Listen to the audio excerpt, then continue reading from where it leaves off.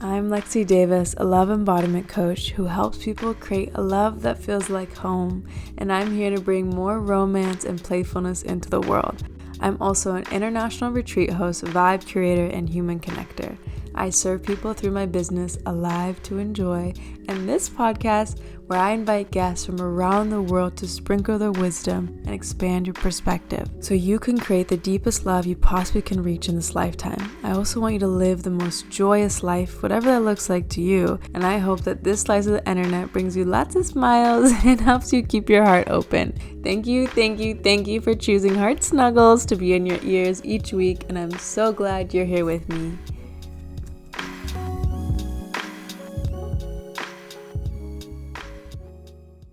Welcome, Heart Snugglers!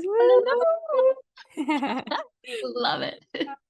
I have a beautiful, she is just a channel and fierce woman that is so playful that we met at a gorgeous, she hosts the most beautiful tea ceremonies. I've never been to a tea ceremony before, but when I went, it dropped me into presence. First off, it was this massive slowing down and connection with tea that I've never connected with herbs before. And then she's just a channel of wisdom, and the way she just brings you into contemplation is so beautiful. So go ahead and share more about who you are and where you're from.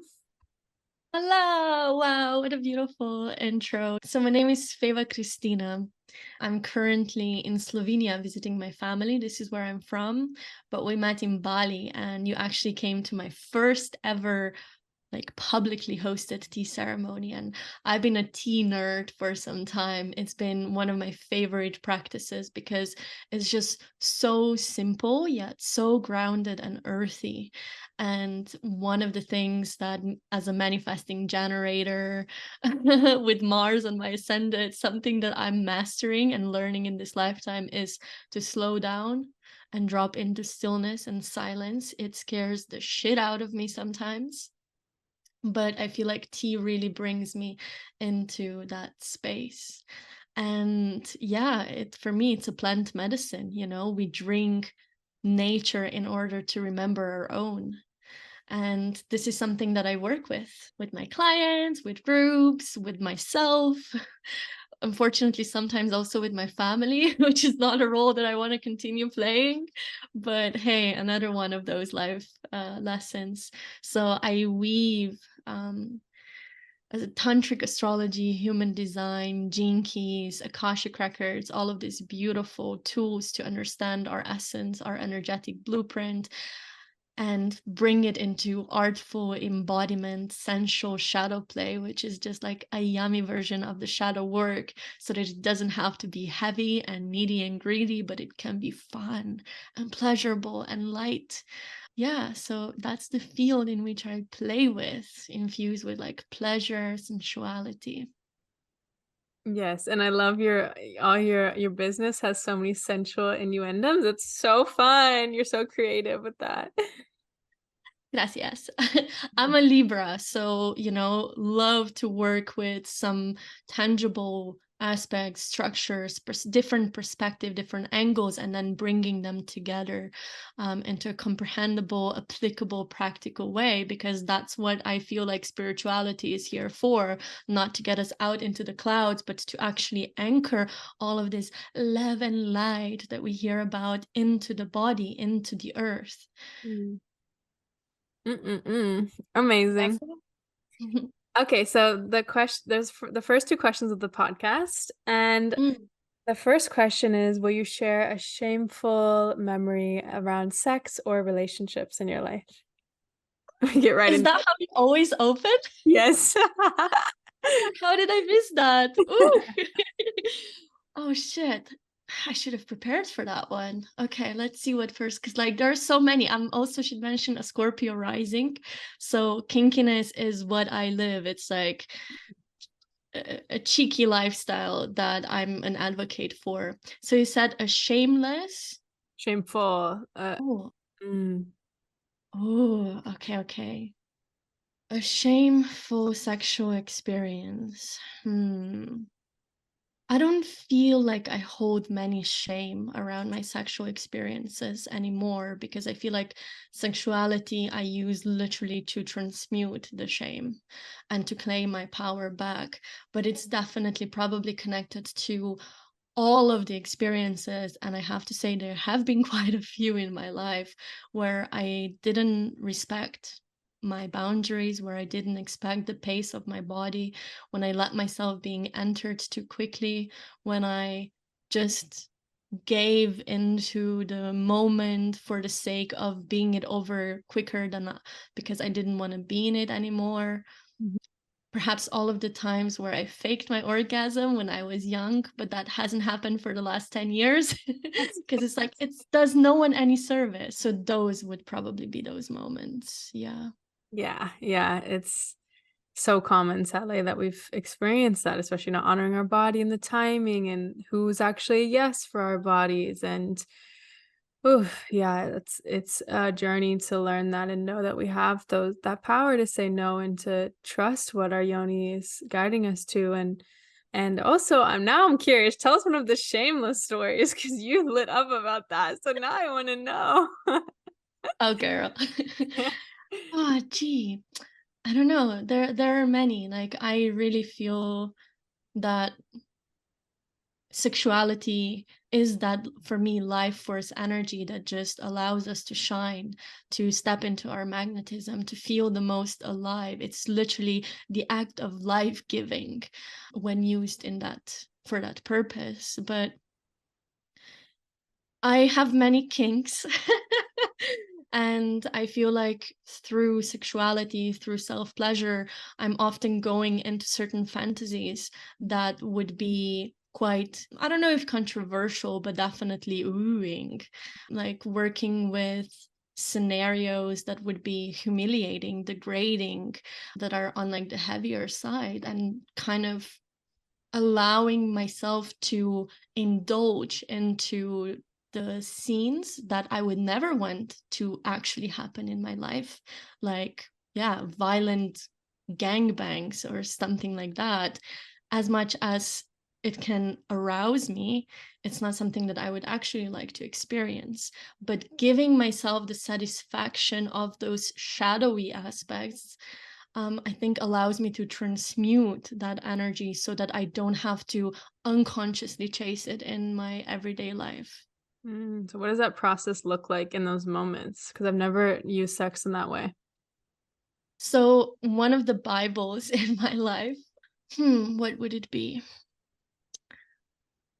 An energy that I keep coming back to is Existential Kink by Caroline Elliott. Like fourth time this week. I've heard about this book for years, but oh my gosh, I have to read it now. Yes. So it's something that when I read it, I was like, oh, fuck. Finally, she really put into words what I've been feeling all this time, where my life philosophy is that God is one kinky motherfucker, and we're here to play this cheeky game of life like fucking pros. And that means embracing the full spectrum, right? And so she talks about the how having is evidence of wanting. So all of the loops in which we get in our lives of attracting unavailable partners, being broke, not having stability in our home environment, all of the things which I've been facing in my life, yes, and I feel like many of us do, are the evidence that somewhere unconsciously, these are the experiences that our souls desire. So making the shadow conscious is what actually liberates the energy, so that we don't have to chase this consciously unwanted experiences, but actually bring them into the space of transmutation and alchemy, so we can outlive them. Mm. So yeah, that's how it looks. It's allowing myself to feel the pleasure of the things that I would normally fear or reject or feel insecure about, but see how some of the unwanted experiences a part of me actually desires. Now, is the sexual container the greatest platform for that? Because we all hear about sex magic and so on, where at the climax you bring that which you desire in life, and send it out into the universe so that it creates that potency and brings it into life. You can play with it. Ah, so fun. Thanks for sharing that. And yeah, I like that concept and I'm excited to try it because I mean I incorporate the shadow in other ways, but never done it in that way. And I think that's really fun and such a great thing for us to explore. And obviously, if you're doing this with a Mhm. partner, making sure that you already feel safe with them before bringing something like that in. Just want to put that in there. Absolutely. I Yeah. mean, safety is always the first Yes. aspect of anything, creating that safe environment. And this is why I love to play what I call conscious drama club, because the club already kind of suggests some kind of a closed environment, kind of a community-like environment where it can be with your therapist, your coach, your friends, whoever. It can also be with your multiple personalities and different archetypes that live inside of you. But a safe space that has a container, a defined container, because that's what creates safety, knowing that you enter a space or a state and you will also exit it. You're not going to get lost in it and you're not going to continue looping. You know that you will exit it out. But we are by nature dramatic creatures. This is what our ego loves. And so instead of again resisting it, I'm really a person who loves to lean into it. I'm a Scorpio rising, a lot of Scorpio in my chart. It's like when you lean into the shadows, when you learn how to dance with it, how to love it, that's where the liberation comes. And so being consciously dramatic, that brings that embodiment, that moves the energy, releases the pressure, the shame, the guilt, all of these beautiful shadowy parts that unfortunately can play out in destructive ways when they're not heard and seen and acknowledged in the right way. Yeah, allows us to then have fun with our ego's drama instead of getting burned and drowned and lost in it. So what would that look like if someone would want to do this conscious drama club with their friends? Oh, well, there are different ways. When I lived in Bali, I loved to go to improv comedy because that already kind of gives you some basic tools on how to navigate the place of display and theatrical embodiment. It's definitely some kind of a psychodynamic approach to it. Mm, but what I love to weave through Tantric astrology is the embodiment of the astrology signs, because this is something that a lot of us can relate. It's kind of like that basics with which you start when you want to explore these systems. And they all have, they call shadow and light side of it. It's just the full fun spectrum. And just putting on different hats, like in the conscious drama club process, which right now I'm opening my one-on-one container where we can like go with people very deep on a personal level. It's really awakening these different archetypes, which allow us to expand into territories that perhaps feel edgy, uncomfortable, unfamiliar, and just trying out different qualities of life, different qualities of expression. Oftentimes, it releases certain, what they call it, not parodies, not paradoxes, although all of that, but yeah, just this, what's the word? Duality? No. Not phobias, but anyway, it gives people a safe space to step into roles that they've been wanting or fearing. So So yeah, you know, like for example, I have your chart open here because that's how I that's my love language, that's how I understand people. And for example, your Capricorn sun. So with Capricorn, it comes with like this boss energy, this like, I'm here to create a legacy. I am here to be that, you know, guiding force, the purposeful torch holder. And it loves structure. So here we would play with repetition and with structure and embodying that seriousness almost in a way, and everything that comes around that. Then your Taurus ascendant is the sensual lover archetype. What does that mean? What does it fear? Where does it get stuck? Where does it expand into the senses? Where the senses can be those beautiful gateways into deeper feeling, into deeper liberation. And when they can become distractions of chasing some instant gratification and keeping us stuck in the yeah, in the physical experience, not allowing us to transcend certain judgments or experiences, projections of the mind. Yeah, so the play with the archetypes. So fun. I love this. And it's such a, do you know who Madeline Moon is? Oh yeah, I love her. She wrote the book The Artist of Love. I haven't read it, but she does a lot of that drama, and I've Yeah. been so intrigued by it, and it sounds very similar. Mhm. I think it's so powerful. Yeah. It comes in our inner child, right? And this like the letting go of needing to be a certain way, act a certain way, and just tapping into that imagination, that play, and the all the elements of life which we often try to avoid, like you were talking about. So I think that's beautiful. Mhm. Yeah, now the inner child play absolutely one of the basics and the crucials. But what I feel is then a step further in what I like to bring through Akashic records, which is this energetic practice where we attune to the energetics rather than just interpreting and reflecting through these different systems. With Akashic records, the library of your soul, it is said, that holds the frequency of all versions of you. It allows us to also access the field of past lives, that which goes beyond the current physical manifestation of us, that which kind of goes through different levels of the karma, of the culmination.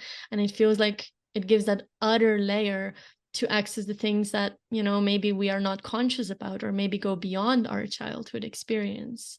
So much is in our past lives. It's crazy. Mm. So if someone hasn't understood past lives yet, can you break that down? Yeah, well, I can just give my perspective on it Mhm. because I'm a Libra and I want to let you have yours. I feel like everyone has slightly different coloring of what past life is. For me, it's not a linear journey. It's not necessarily something that has happened sometime in the past. For me, everything is more blended, it's multidimensional.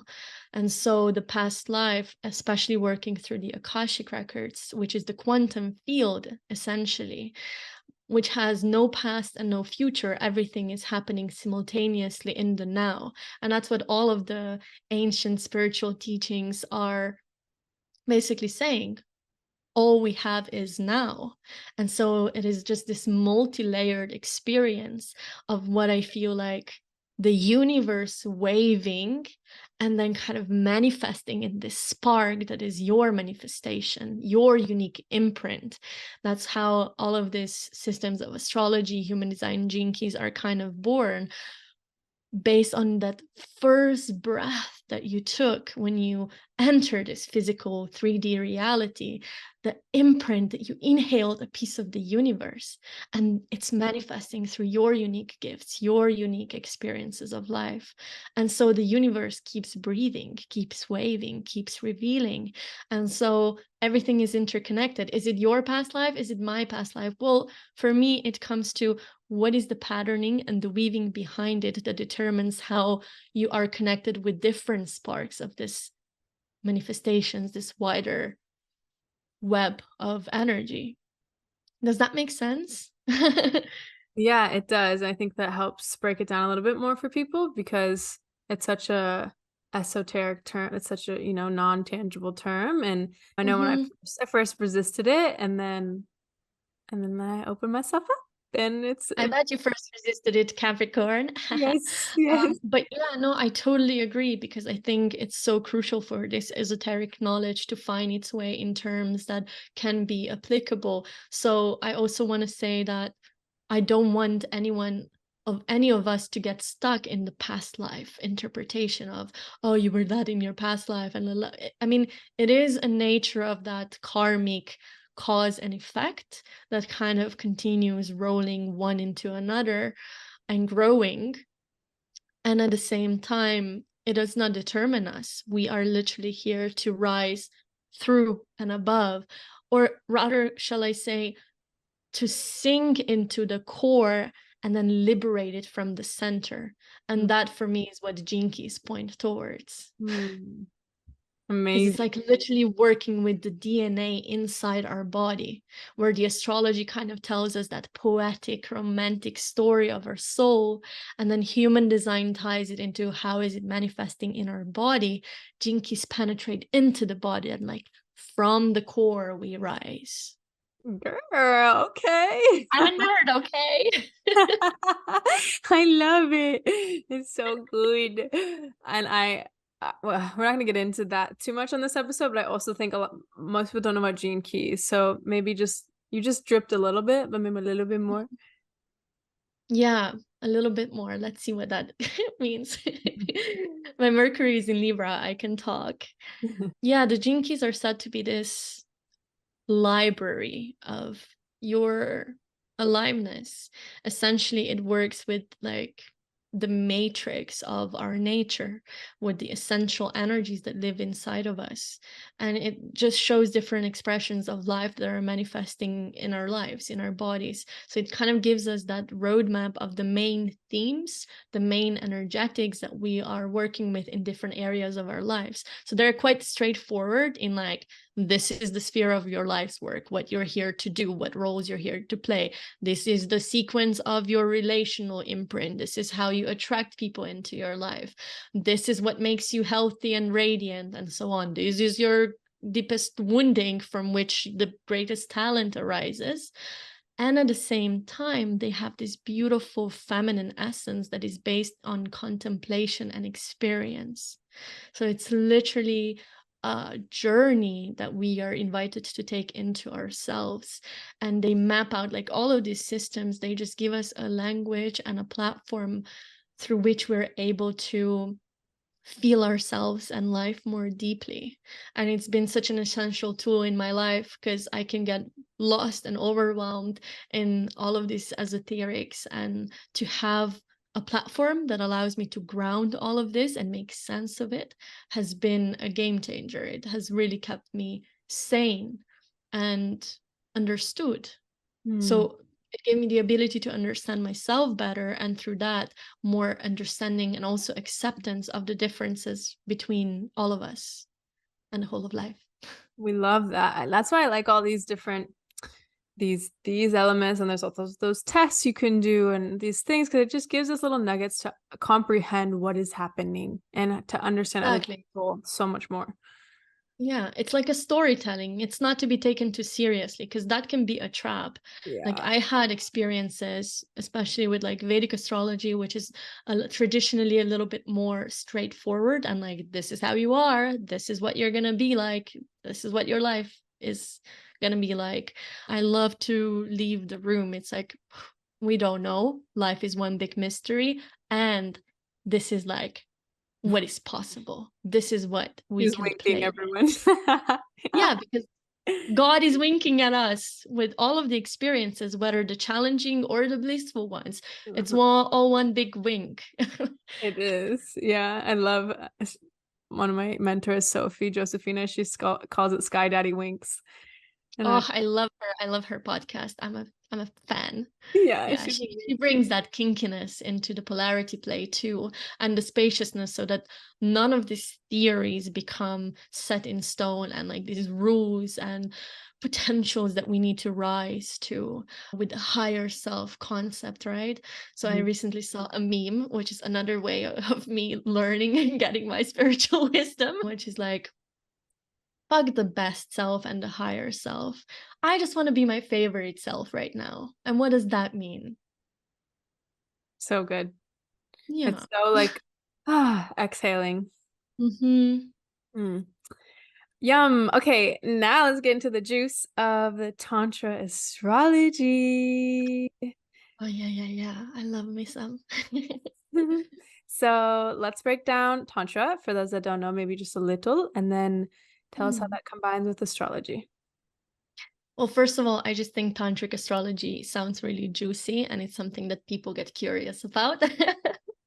But essentially, in Sanskrit, the word tantra means woven together, to weave this web of life, to merge. And this is literally what we do with astrology. We weave different stories. We look at the different patterns and see how they fuse into one another and what they create, how they are embodied through this human vessel. And so in tantric thought, the human body is visualized as this microcosm of the universe, and all of it exists in the universe, as within so above, it as within so without, it also exists within our body. And so the Tantra sees the universe as if it were within ourselves, and ourselves as we were within the universe. And this is literally what astrology is reflecting back to us. So for me, one of the most beautiful aspects of life is the embodiment of pleasure. I feel like this is what literally like is the embodiment of life on earth. And this is what Tantra guides us into. How can we drop into the essence that is the bliss, that is that weaving consciousness? So good. And how to embrace the sacred of the humanness, right? Where the human, the mundane, and the sacred are not separate, they are the same. So the way that I approach astrology is literally in that, guiding ourselves back to the wholeness and the sacred through embracing all of the mess that our human manifestation brings. There's a lot there. So can you give us a little breakdown of how we could look at our own charts through the lens of this Tantra sensual nature? Well, I have like different approaches. One is I call cosmic pleasure activation, which literally focuses on the pleasure astrology, of how astrology can help us expand in our pleasure, our playfulness, and embodiment. And in that, one of the first points that we would look at, or one of the main aspects to experiment with, would be in the 5th house in astrology, which would be the house of pleasure, joy, the creative expression. And in more of a relationship astrology, it shows the area of our lives where romance enters our being, how we date. But essentially, it is still connected to the individual, the self, and it's ruled by Leo, which is that radiance from within. It's ruled by the sun. So it is about our essence, our core identity, how we're here to shine in the world. And well, it is through pleasure, it is through embodying our creative force.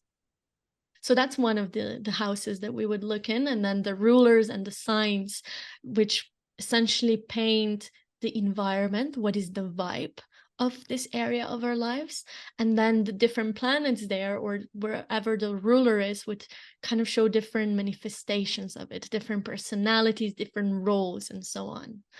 And then another one for the pleasure would be the 8th house, which is traditionally ruled, or a house of Scorpio. And love me some Scorpio, because it takes us to the depths. It is that more tantric aspect of sexuality, of how we merge with one another, how we create intimacy. And in this intimacy is where we can meet each other at the essence, at the core, in our rawest expression.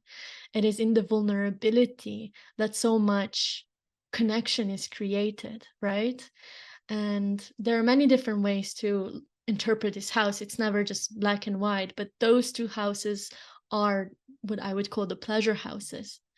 But when we want to look more into the committed relationships, whether with our partners, love partnerships, therapy connections, any kind of committed relationship, it would be the 7th house of Libra, which is that more of, I value this. What do you value? This is my love language. What is your love language? It is connected traditionally to the marriage, right? The long-term partnerships. And then, because life to me is all about experiencing the full spectrum, we can focus on the pleasure part, but essentially for me, the whole of life is about that.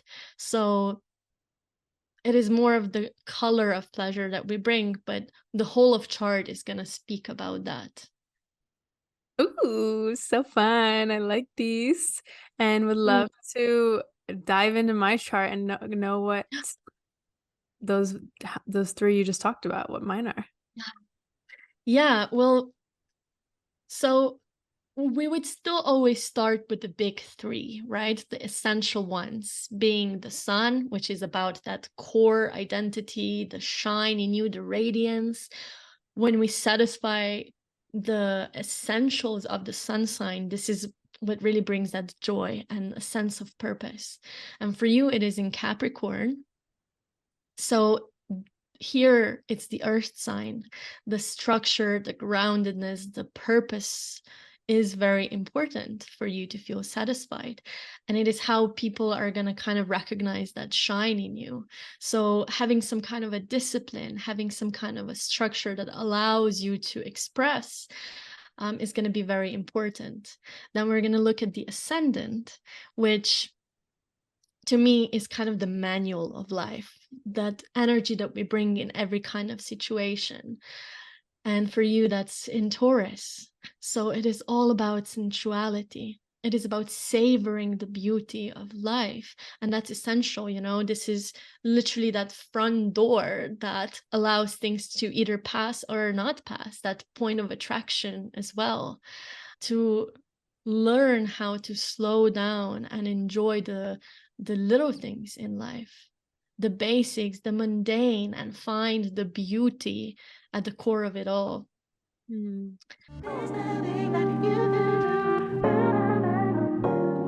Uncoupling or breakups do not need to be horrific and ugly, but they can be the most beautiful unwinding of a union. And you get to decide if you're going to let this heartbreak hold you back from love or open you wider to an even greater love and ability to choose yourself. And if you desire to shift this archaic way of ending relationships and instead be a leader in love, then I invite you to join my Holding Heartache Masterclass so you can remain in love, trust, and integrity with your heart. And this will be a powerful way to close out that chapter with your past lover, to somatically feel through the tough emotions and create a solid foundation of support to hold you through the process of grief and letting go. You'll get a clear, reliable, and comforting kit of resources and tools so that you never feel alone or stuck during this process. And I created this masterclass so you'll feel empowered to make it through the painful process and come out the other end anchored in truth and more rooted in love. I want to remind you that your heart isn't broken, you're being opened wider, and thus you're being able to feel more alive. So if you'd like to access the Holding Your Heartache Masterclass with me, Lexy Davis, head to the show notes and sign up.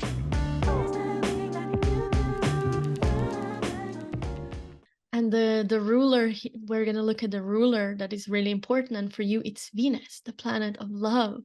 And so love, as we know, is even more tied into your expression and your experience of life and what you came here to do, what roles you came here to embody. Yeah, and it's in Sagittarius. So as much as that foundation, that appreciation for some kind of traditional roles, something that creates that solid base of respect, commitment, loyalty that is ingrained in it, as well as shared values. It is also the adventure of the Sagittarius. It has to be juicy. It has to give you a sense of freedom, liberation, playfulness, and something that you can grow through. So the relationships are really here gonna be the pillar of your growth, the way that you learn in life, the way you're able to expand and access those deeper parts of you, which I think is kind of true for most of us. But for you, it adds a layer from different points of your chart of pointing how you are here to kind of embody it in your work as well. Mm-hmm. And of course, the moon, the another feminine aspect here, which is about our needs, our emotional landscapes, how we relate to the world emotionally, what gives us that sense of safety, which again is the first aspect of it all. And having the moon in, well, I'm generalizing now a little bit because we're of course going to have to look at the aspects as well and so on. But the moon in Gemini speaks about, like, really brings through that silliness and playfulness and lightheartedness that you bring, that sense of already the exploration with Venus, the feminine essence in you in Sagittarius, being the adventurer, but then the Gemini here is the explorer and the playful little kiddo that just wants to savor life and learn more and connect with many. So even if you desire a monogamous committed relationship, there has to be an aspect that allows you to different parts of you to come out and play. And you want to meet different parts of your partners as well. So it's really in that flexibility, that freshness, that curiosity that drives you, and someone to want to learn about you, someone to want to understand you, because Gemini is very much of a mental explorer, right? So the mental aspect is important here. So those are the first two. Do you want to add something or ask something about it? Spot on. Everything is good. That's exactly everything. Yeah. Yeah, those are beautiful aspects. And at the same time, your moon is making quite a few difficult alignments. So, which just adds to the complexity and the depth in which you are guided to liberate and bring love into, the coping mechanisms, the woundings of the heart that, here would speak about aspects and fears of abandonment, of rejection, of feeling so much and being so expanded in your longing, yet perhaps feeling like you're not able to receive it. There can be patterns of overthinking, of questioning your worth, from like the squares to Saturn, which is the sky daddy, bringing obstacles for us to mature through. And here it's really encouraging you to speak up, embrace your authenticity on a wider range. And here there would be like, hey, you're here to teach others how to root into their inner sense of safety and authenticity and expand through that, so that you can attract people who are gonna mirror you in ways that is not only gonna bring lessons and pain, but also that deep satisfaction and a sense of belonging. So in the 5th house, you actually have Chiron, which is the wounded healer in astrology. And Chiron shows those most vulnerable and painful parts of ourselves. And once we are able to dive into the lessons, face our deepest fears, which for you are going to be connected to, let's say, some kind of matters of the mind, of the drive for perfectionism, the aches of not feeling good enough, the self-esteem issues, and at the same time, that drive for service. You just want to be of service, and really learning how your deepest pain is here to serve you. And once you're able to create that holistic alignment and address all of the layers of your being, you step into the greater service for the humanity. So even you healing your sexual wounding and through the different landscapes of dating experiences is how you get to serve the whole, is how you get to heal those deeper parts of yourself and come back into wholeness, walk yourself home. So yeah, the dating here would be like, you have high standards probably, and sometimes that bites your ass because the high standards not only for others but also for yourself, and there can be this inner critic that comes, and then I would invite you to meet this inner critic and play with this inner critic, because so often just this criticism that comes, it just wants to be seen and acknowledged. Yeah, and then honing into the 8th house of that deeper sexuality connection, there's Venus there. So it brings a lot of beauty, a lot of exploration, a sense of adventure again. So yeah, deep work through relationships, yeah. Yeah.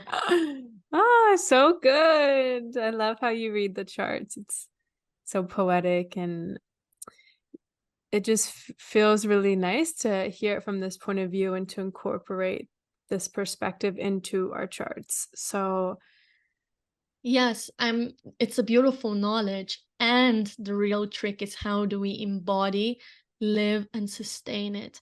And this is where embodiment is crucial. This is where we need to engage the body, because we can change the patterns of the mind, and we can keep chanting, oh, I don't want to be, we can keep repeating the affirmations, but if our posture doesn't change, then we're going to be stuck in the same pattern, in the same archetypal energy. It doesn't allow us to move. That's why conscious drama club, you got to take yourself into the club and then out of it. You take it out of the club too, into the world.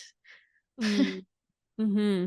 So what are some other ways you use embodiment and mix in with the sensuality that people could play with? I work in very intuitive ways, and it really depends on what the person needs, where the person is at. What I love to play with, what I call embodied anchors. And it can be like this quick and snappy and easily accessible embodied postures or tricks that allow us to shift the energy, or to actually be with the sensation of what we're experiencing, so that we can feel it at the core. So there are like different ways that we can play with embodied anchors. Some can be in a sense of, yeah, let's say we want to feel something more deeply. So an embodied anchor can be creating an energetic dome, a bubble around us of that safety and protection when we feel super vulnerable, to feel like something is cocooning us, because safety first, right? And then that sense of, okay, I'm safe, I'm loved, I can do this. It can be a sassy one that helps us to liberate the energy. I often like to do a booby shake with my clients. So you just like shake your boobies, and again, it brings it like, oh, what am I doing? Or a very profound hair flip, like, oh, it's okay. Things like that. I had a client with which we were doing the Italian, like, it tastes so good, of like, okay, this is great. Something, it can be a snap of a finger, it can be a shake, it can be a certain pattern of the breathing, it can be a slap of your booty. Hold your boobies. How fucking amazing it is to have boobies, the fruits of the heart. So what are like these little tricks that can be accessible? Because oftentimes, yes, the archetypal play is beautiful, but when you're down, sometimes the body feels so heavy that it's hard to bring a big movement into your flow. So something that's easy, something that's accessible. It can be a saying that you repeat that gets louder and louder, burning of the sage, all of these beautiful little tools, a little song that you can either hum or sing or play for yourself. Because that little step is usually the hardest, yet the most important. And It's so, like having a safe word with yourself or your partner.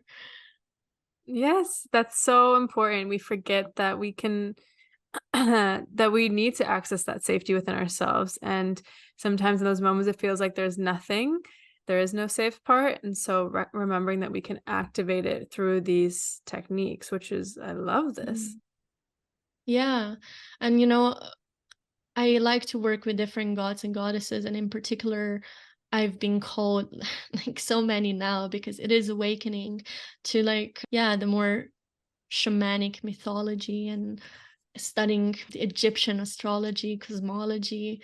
The goddess Isis is an energetic force of nature that has found me on my path. And she brings all of the basics of what it means to be a human and the sacredness of different stages that we go through. And I love to work with the symbolism of her wings that can come and hug me when I need to roll on my floor and ugly cry. And then when the process is done, the wings can spread and lift me up, right? Because there has to be kind of this turning point over so that we don't get stuck in the loop. Working with the symbolism of the rose and the Mary Magdalene guidance, right? Which it has thorns. And so we get to embrace the pains of life, yet like the thorn, like the bud, we slowly start to open and unravel. Or the blue lotus, which I love to host tea ceremonies with blue lotus as well, because it is literally that plant medicine that connects us to this ancient Egyptian wisdom, the portal between dimensions, and it grows from fucking shit. Like, it is rooted down in shit, and from shit it rises and spreads in this beautiful flower. Yeah, I feel like working with different symbolism, mythologies, gods and goddesses is something that brings beauty, mysticism into life. It brings play, and it makes some of the hard shapes and hard processes more accessible and understanding.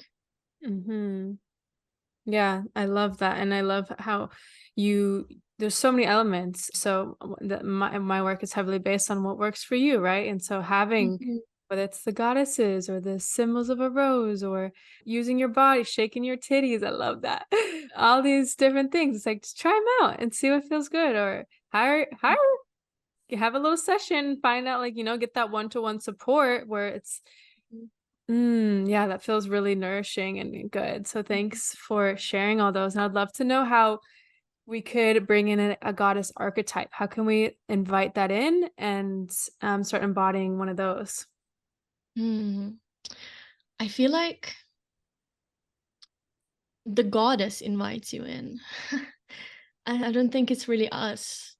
I Mhm. think at some point it just enters into your life, and that energy is all around you, and you're not able. It's like the call to plant medicine, right? If you're going to try to approach anything from the egoic mind of the leg, it's not really going to work. It comes to you, it reveals to you, like the guru finds you, the right teacher finds you when you're ready. So it is really our work, I think, to keep anchoring ourselves and grounding ourselves, creating that spaciousness, ability to listen and recognize and receive. That's our work. The rest, I feel like the processes are so much bigger than our little human capacity. So inviting or receiving that energy in your life, it's really a matter of groundedness, I think, and your willingness and openness to be guided, to be led, to surrender to this bigger cycle of life. It's working with the mystery. It's letting go of the control of the mind, of you trying to even understand everything, and admitting that some things are not to be understood because they go beyond the mind, and it's a scary as fuck place. And that's why it's about the experience itself, not about mental exploration, because that can only get us as far. So even trying to understand the forces that these different archetypes of gods and goddesses understand, like, it's beautiful to hear their story, but it's a different aspect to embark on the journey with them beyond the comprehensible. I don't know if I answered your question. No, that's perfect because a lot of my friends work with the goddesses and they all say the same thing. And they come to you and yeah, and but it's with that openness that they'll drop in and you listening to the Mhm, subtleties of who's in my life and how are they showing mhm. up and yeah. Yeah, because even like working with past lives, I used to really fear my ancestors because I have some shady shit going on in my lineage, okay? um, but just like working with gods and goddesses, ancestors, spiritual beings, spirit guides, and so on, I feel like maybe I have a different perspective on that than a lot of other people that I have been noticing. For me, these are all just aspects of ourselves, because for me everything is interconnected. So is it another being that you're interacting with? Yes and no. Because yes, in a way that it has its own frequency, its own flow, and at the same time it's just another reflection of us. So different gods and goddesses will come into your life at different points in your life, perhaps, or maybe you're meant to work with a specific frequency or energy. But I really believe it is all just nature, and nature is just a manifestation of consciousness. And so it's, again, we come to everything matters and none of it matters, and everything is important and nothing really is important. Mm. And it's all a paradox, and it's actually in knowing how to hold these different paradoxes. Mm-hmm. And I'd like to just touch on that really quick as we're ending, is that how to take a break from getting so involved in all of this work and coming back into just living, and playing. And I think when we start, we can get the self-development world can be just like capitalism. And so, yeah. Wow, I love this question. Yeah, because that's really the juice of it all. Like for me, it's really the play that creates that space to anchor yourself and go into life to experience it. How do we not get lost in all of this? Well, I don't know. My first thought is get lost in it for a little bit, because that can create a beautiful realignment, especially through big transitions, which is something that we talked about on Cosmic Aspirations podcast, my podcast that you were on. I think it's okay to get a little lost, because it's also that, again, aspect of control. In human design, I'm 2-5 profile, and the line 2, which you also share, is the dancer. So to dance with life. And again, it's different for everyone, but yeah, other than get lost, it's okay to get lost and have fun along the way, and surrounding yourself with people who can support you in that, who can reflect that back to you, who can support you when it feels scary to lose the ground beneath your feet, but then reminding you that you can fly and you can float and you can flow. Because I really feel like we just came here to experience this fullness of life. I love that. It's so true. And knowing, my favorite thing is you're always going to mess up and you're not going to always get it right, and it's okay. And just to ground yourself back down, if you're feeling like you are on the go constantly in this self-development train and feeling like you're not catching a breath and absorbing the present moment and everything that you have been through and that you've grown through, and enjoying the fruits of where you've come from, then maybe it's time to take a pause and do some play, like you said, and enjoy, because it can be easy to just, what else do I need to heal? What else do I need to work through? What else? I've done that. I did that for a long time.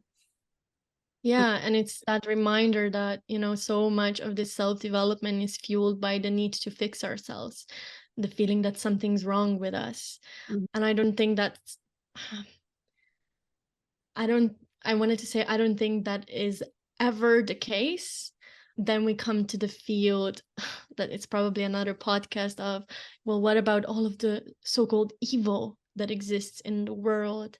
And again, Existential Kink is a book that kind of addresses that. I think we are moving in the upward spiral in a way, and they say the brighter the light, the darker the shadow, in a way, and again holding all of that polarities. But sometimes the most profound affirmation you can say is just fuck it. Just fuck it. And also knowing that it's a thin line in this healing journey. Yeah, when you get stuck in the constant improvement and what are the motives, and when to just fuck it. And with that, that's amazing. So we're going to wrap up with the last question, which is share one of your favorite, most romantic moments of your life. Oh, wow. Or like the most romantic date you went on.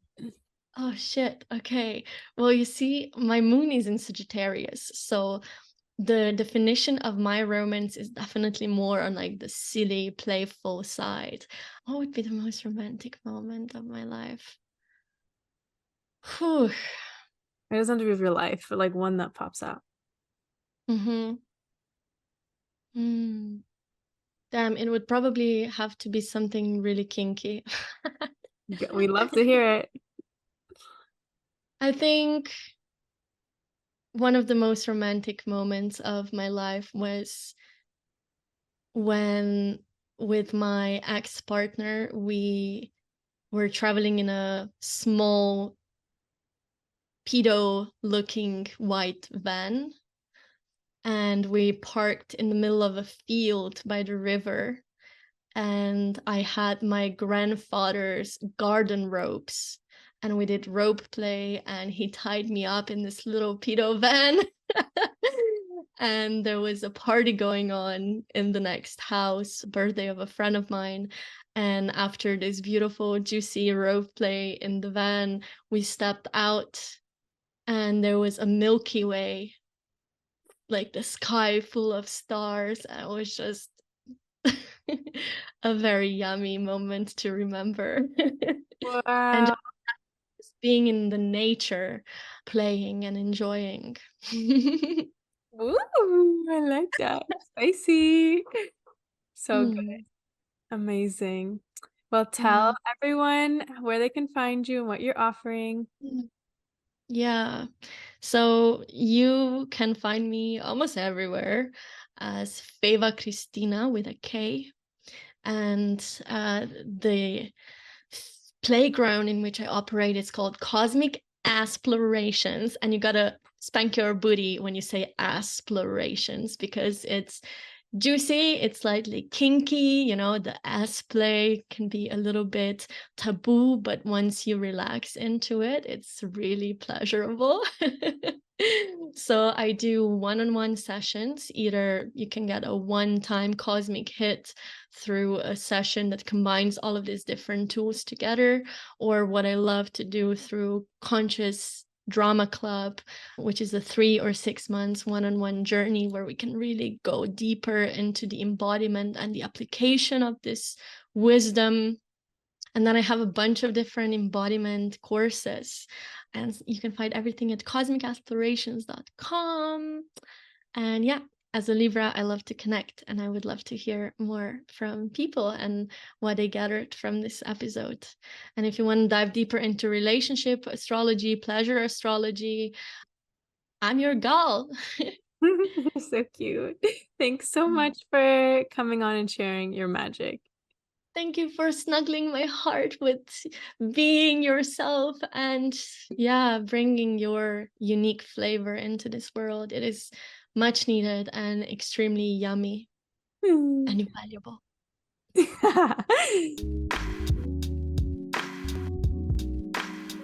You made it to the end of the episode, so now it's time for our snuggly heart breath of the day.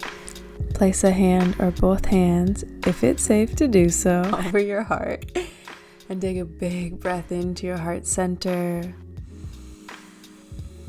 Open your mouth and let it go. I'm so grateful to have shared this time with you. If you enjoyed this convo, please share with your besties and your fam. And if you're a visual person like me, fly over to YouTube and watch the video. If you want to do a random act of kindness today, please leave a 5-star review so more people in the world can get their heart snuggled. You're helping tremendously when you do this, so thank you so much. And as a gift for doing so, I'll give you my Soften Your Heart Medi that feels like an exhale and a hug from within. When you leave a review and email me the screenshot to heartsnuggles@alivetoenjoy.com, you can also find the email in the show notes and you'll get the free meditation. Sending you the warmest, comfiest hug and lots of unexpected blessings your way. Remember that every single person just wants to be loved. So how can you be loved today?